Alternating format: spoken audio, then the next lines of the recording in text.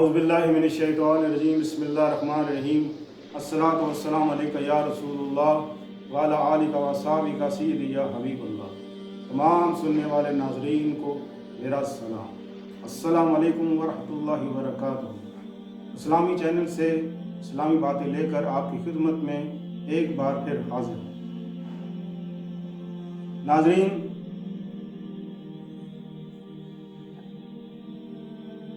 آج کل افراتفری کا دور ہے، ایک دوسرے کو ملنے کا ٹائم کسی کے پاس نہیں ہے۔ یہاں تک کہ کوئی اگر بیمار ہو جائے تو ہمارے پاس اتنا وقت نہیں ہے کہ ہم اس کا حال پوچھنے کے لیے چلے جائیں۔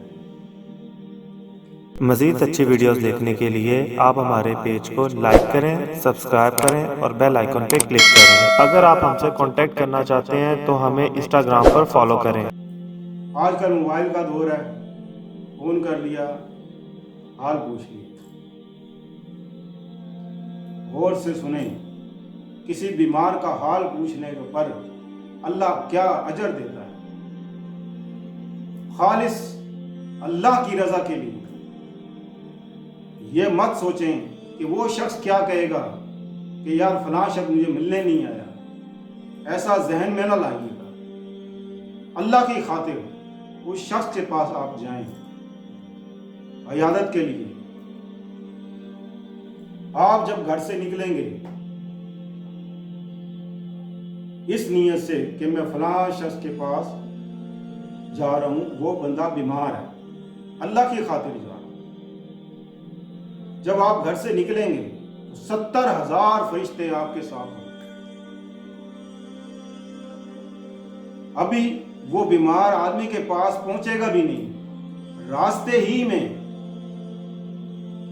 وہ فرشتے اس بندے سے مخاطب ہو کر کہیں گے کہ بندے تو کہاں جا رہا؟ حدیث ہے، اٹھا کر دیکھ لیں، بندے تو کہاں جا رہا؟ وہ بندہ کہے گا کہ میں فلاں شخص کے پاس جا رہا ہوں۔ کہ کس لیے جا رہا ہے؟ کہ اللہ کی خاطر جا رہا ہوں، وہ بیمار ہے، اس کا حال پوچھنے کے لیے جا رہا ہوں۔ بندے کو خبر نہیں ہوتی اس چیز کی،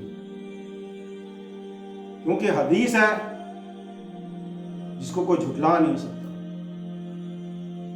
وہ فرشتے اس شخص کو یہ خوشخبری دیتے ہیں کہ اے بندے، تجھے مبارک ہو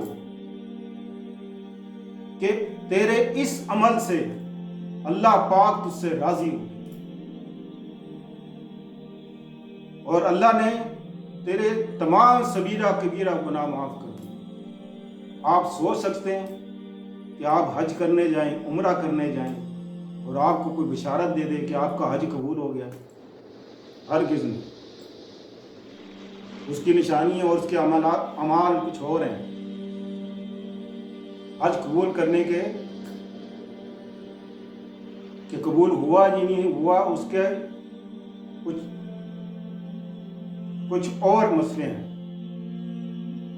لیکن بیمار کا حال پوچھنے کا جب آپ گھر سے چلیں تو راستے ہی میں اللہ تعالیٰ اس کی بخشش فرما دے۔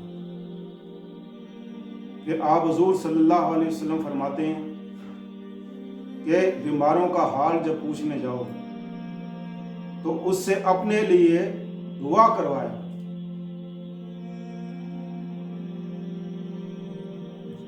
جو شخص بیمار ہوتا ہے اللہ اس کے قریب ہوتا ہے، تو آپ فرماتے ہیں کہ اس بیمار آدمی سے اپنے لیے دعا کروایا کرو۔